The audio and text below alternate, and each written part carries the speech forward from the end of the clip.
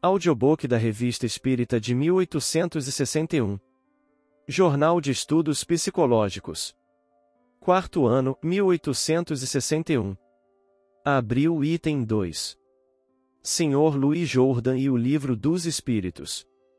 Uma vez que estamos ocupados falando de publicistas a propósito do Espiritismo, não nos detenhamos em caminho, esses senhores, em geral, não nos perturbam, e como não fazemos mistério de suas críticas, hão de se nos permitir apresentar-lhe a contrapartida, e opor a opinião do Sr. Deschanel e outros, a de um escritor do qual ninguém contesta o valor e a influência sem que nos possam taxar de amor próprio. Os elogios, aliás, não se dirigem à nossa pessoa ou pelo menos não os tomamos para nós, e reportamo-lhes as honras aos guias espirituais que consentem em nos dirigir.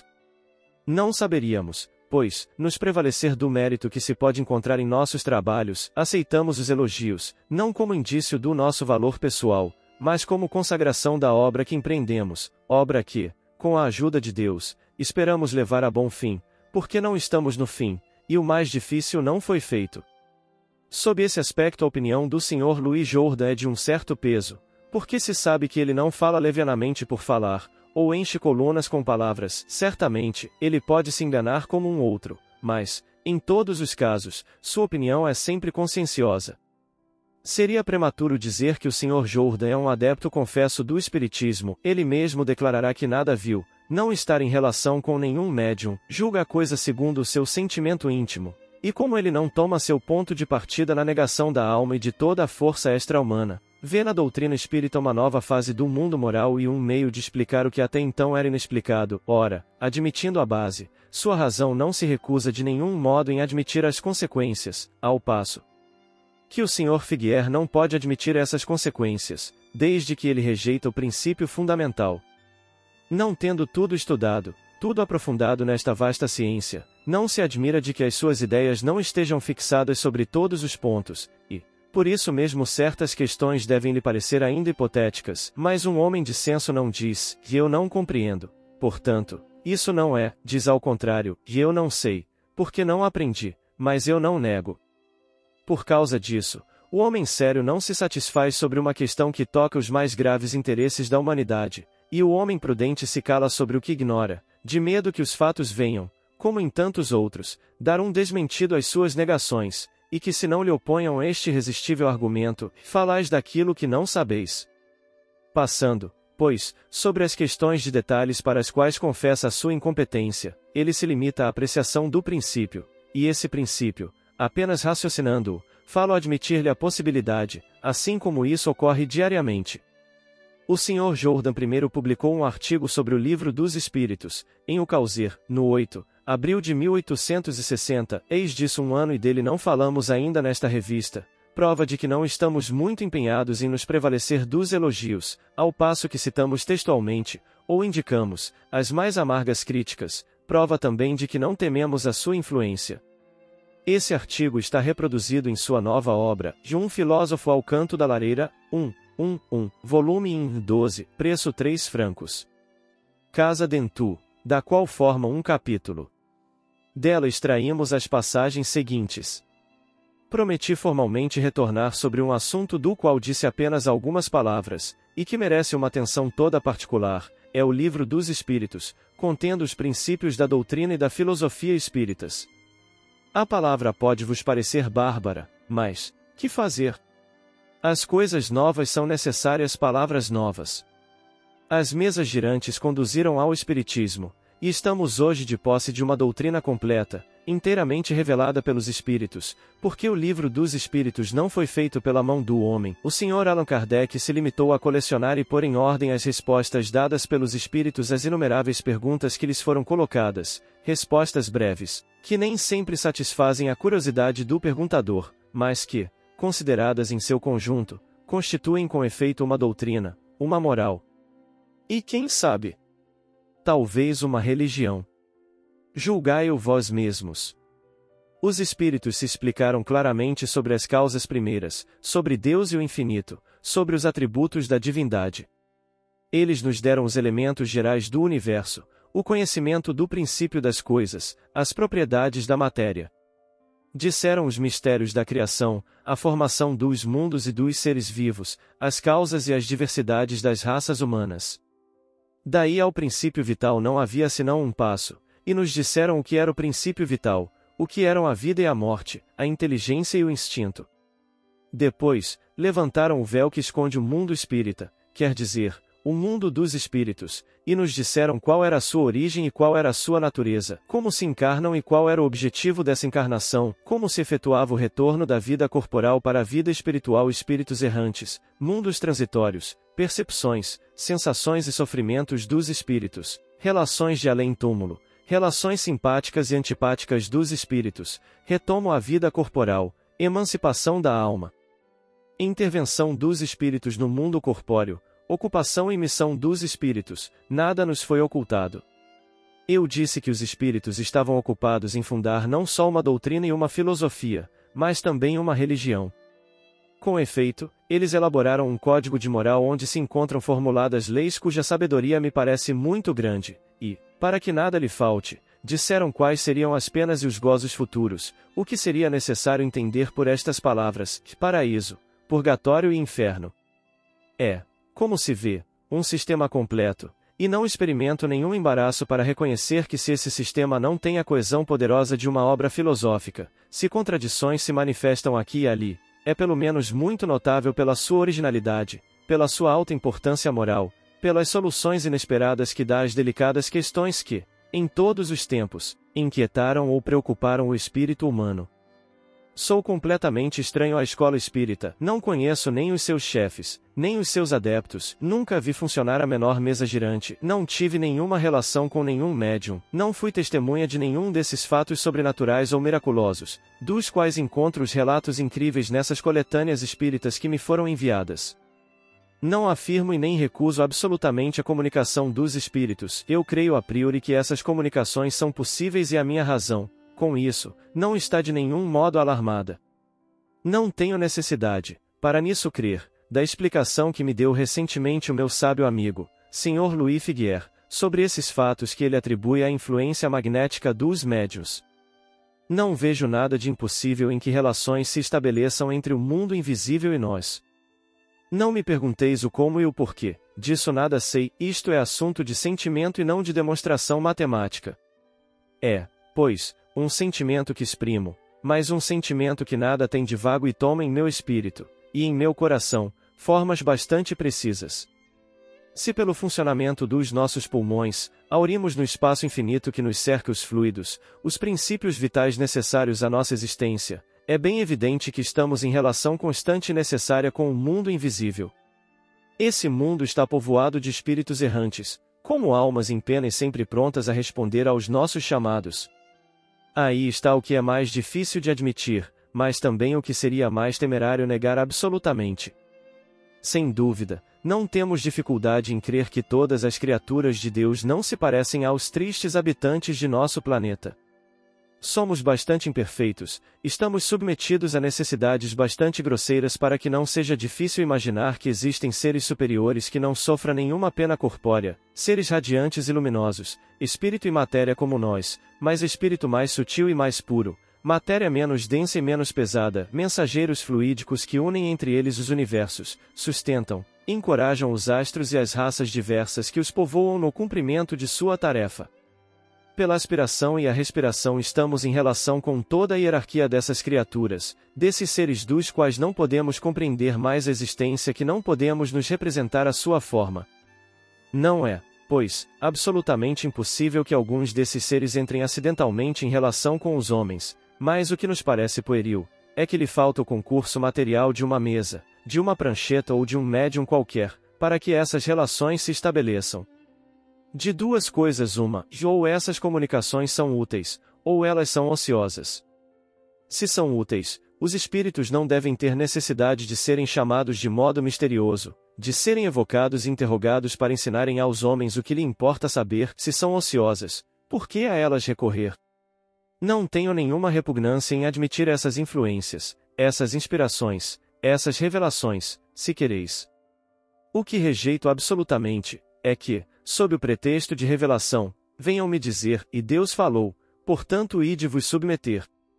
Deus falou pela boca de Moisés, do Cristo, de Maomé, pois sereis judeus, cristãos ou muçulmanos, se não incorrereis nos castigos eternos, esperando isso, iremos vos maldizer ou vos torturar nesse mundo. Não. Não. Semelhantes revelações não as quero por nenhum preço, acima de todas as revelações, de todas as inspirações, de todos os profetas presentes, passados ou futuros, há uma lei suprema, que é a lei da liberdade. Tendo essa lei por base, eu admitirei, salvo discussão, tudo o que vos agradar. Suprimi essa lei, e não haverá senão trevas e violência. Eu quero ter a liberdade de crer ou de não crer, e de dizê-lo bem alto, é meu direito, quero usá-lo, é a minha liberdade e a ela me apego. Dizei-me que, não crendo no que me ensinais, perco a minha alma, é possível. Eu quero a minha liberdade até esse limite, quero perder a minha alma se isso me aprouver. E quem, pois, neste mundo, será juiz de minha salvação ou de minha perda? Quem, pois, pode dizer, e aquele está salvo, este está perdido sem retomo? Então a misericórdia de Deus não será infinita. Será que quem esteja no mundo pode sondar a profundidade de uma consciência? É porque esta doutrina se encontra também no livro do Sr. Allan Kardec, que me reconcilio com os espíritos que ele interrogou. O laconismo de suas respostas prova que os espíritos não têm tempo a perder, e se me espanto com alguma coisa, é que eles tenham ainda bastante para responder complacentemente ao chamado de tantas pessoas que perdem o seu para evocá-los.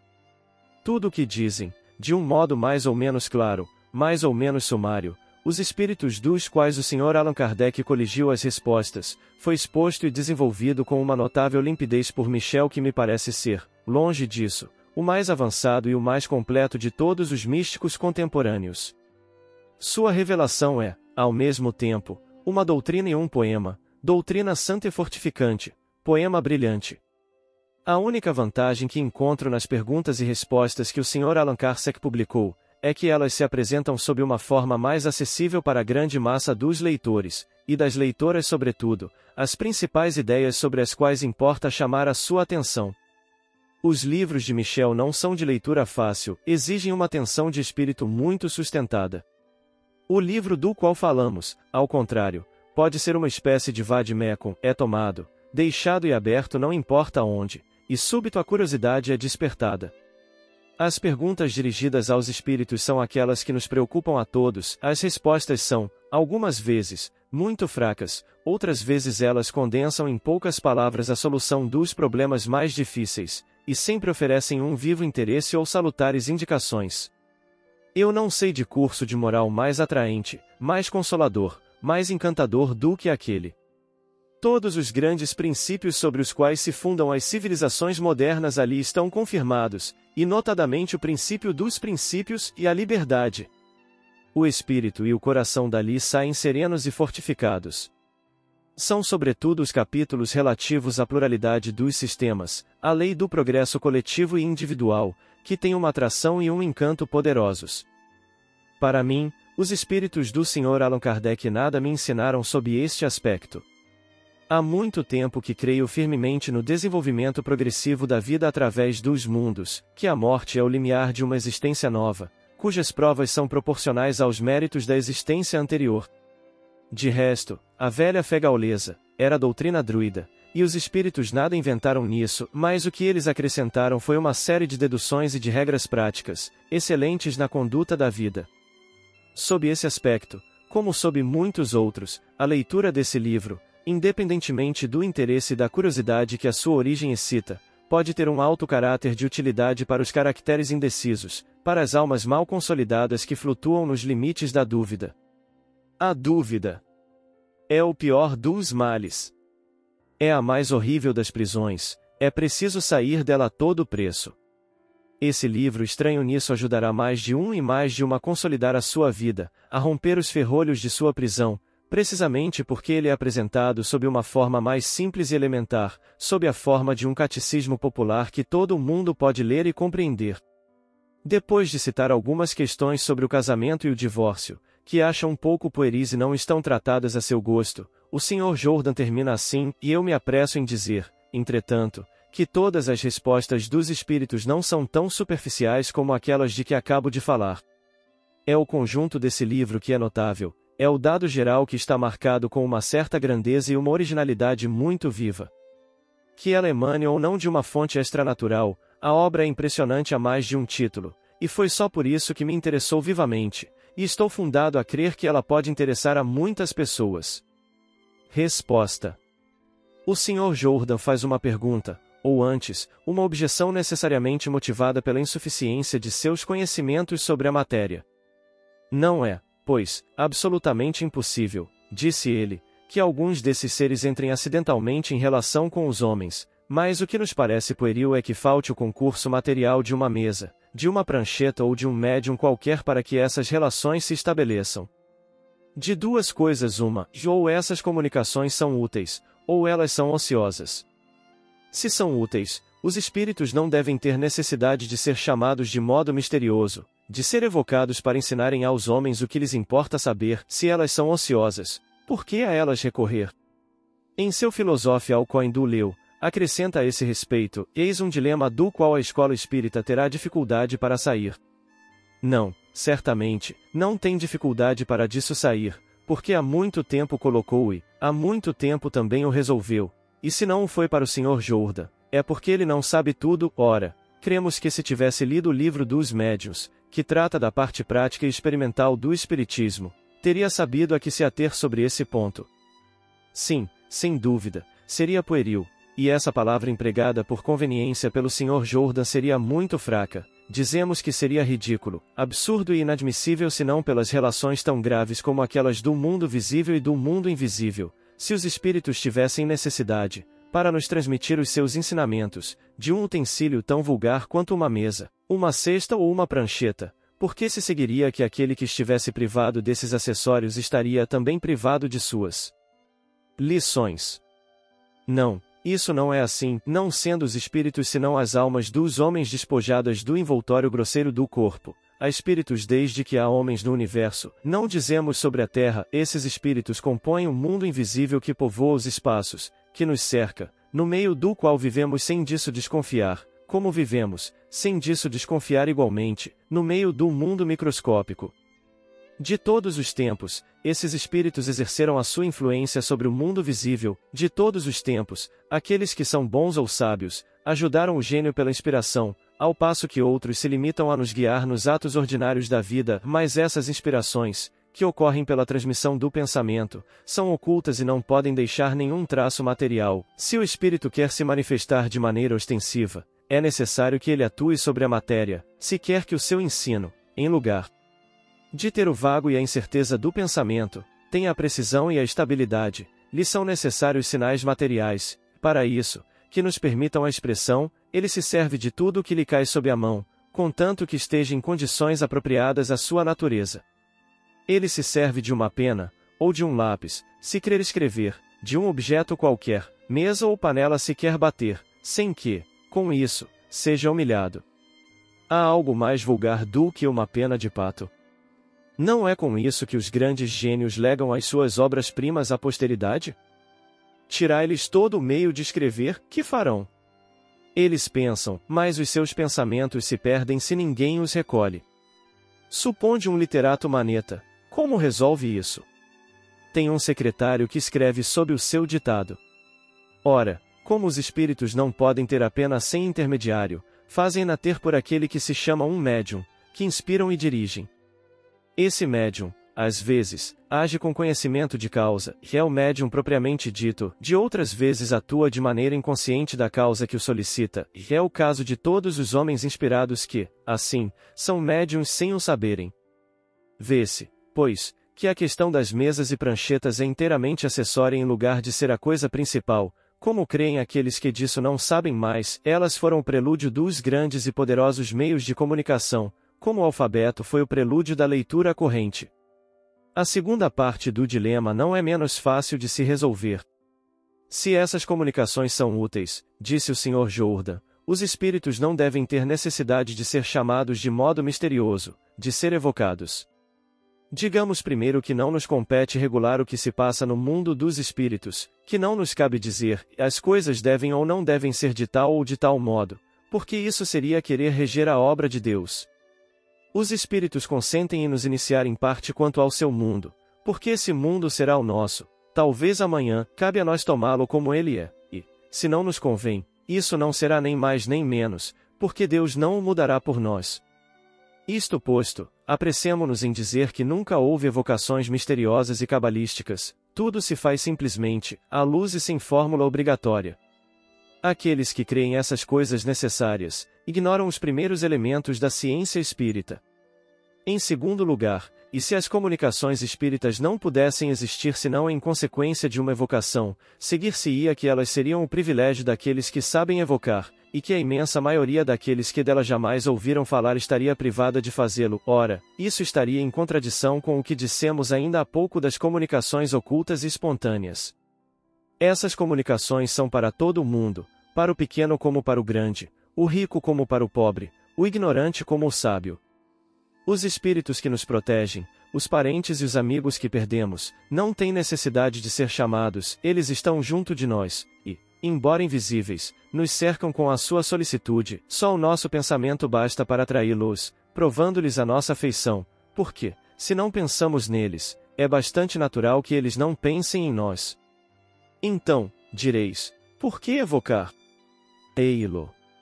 Suponde que estais na rua, cercado de multidão compacta que conversa e sussurra aos vossos ouvidos, mas, entre ela, percebeis ao longe alguém conhecido com quem quereis falar em particular, que fazeis se não podeis ir a ele? Chamais, e ele vem a vós. Ocorre o mesmo com os espíritos. Ao lado daqueles que gostam de nós, e que talvez não estejam sempre ali, há a multidão inumerável dos indiferentes, se quereis falar a um espírito determinado, como não podeis ir a ele, retido que estáis pelo vosso grilhão corpóreo, vós o chamais, e aí está todo o mistério da evocação, que não tem outro objetivo senão de vos dirigir àquele que quereis, em lugar de escutar o primeiro que chegue. Nas comunicações ocultas e espontâneas, das quais falamos há pouco, os espíritos que nos assistem nos são desconhecidos, e o fazem com o nosso desconhecimento, pelo fato das manifestações materiais, escritas ou outras, eles revelam a sua presença de maneira patente, e podem se fazer conhecer se o querem, que é um meio de se saber com quem se trata, e se tem ao redor amigos ou inimigos. Ora, os inimigos não faltam mais no mundo dos espíritos do que entre os homens, ali, como entre nós, os mais perigosos são aqueles que não se conhecem, o espiritismo prático dá os meios de conhecê-los. Em resumo, aquele que não conhece o espiritismo senão pelas mesas girantes dele faz uma ideia tão mesquinha e tão pueril quanto aquele que não conhecesse a física senão por certos jogos infantis, mas, quanto mais se avança, mais o horizonte se alarga, e é somente então que se lhe compreende a verdadeira importância, porque ele nos revela uma das forças mais poderosas da natureza, força que atua, ao mesmo tempo, sobre o mundo moral e sobre o mundo físico. Ninguém contesta a reação que exerce, sobre nós, o meio material, visível ou invisível, no qual estamos mergulhados. Se estamos numa multidão, essa multidão de seres reage também sobre nós, moral e fisicamente. A nossa morte, as nossas almas vão para alguma parte. Para onde vão elas? Como não há para elas nenhum lugar fechado e circunscrito, o Espiritismo diz, e prova pelos fatos, que essa alguma parte é o espaço, elas formam ao nosso redor uma população inumerável. Ora, como admitir que esse meio inteligente tenha menos ação do que o meio ininteligente? Aí está a chave de um grande número de fatos incompreendidos que o homem interpretou segundo os seus preconceitos, e que explora ao capricho de suas paixões. Quando essas coisas forem compreendidas por todo o mundo, os preconceitos desaparecerão, e o progresso poderá seguir a sua marcha sem entraves. O Espiritismo é uma luz que clareia os recônditos mais tenebrosos da sociedade. É, pois, muito natural que aqueles que temem a luz procurem aniquilá-la, mas, quando a luz tiver penetrado por toda a parte, será necessário que aqueles que procuram a obscuridade se decidam a viver na luz. Será, então, que se verão muitas máscaras caírem. Todo homem que quer verdadeiramente o progresso não pode, pois, permanecer indiferente a uma das causas que mais devem para isso contribuir, e que prepara uma das maiores revoluções morais que a humanidade tenha sofrido ainda. Estamos longe, como se vê, das mesas girantes, é que há também distância desse modesto início às suas consequências quanto da maçã de Newton à gravidade universal.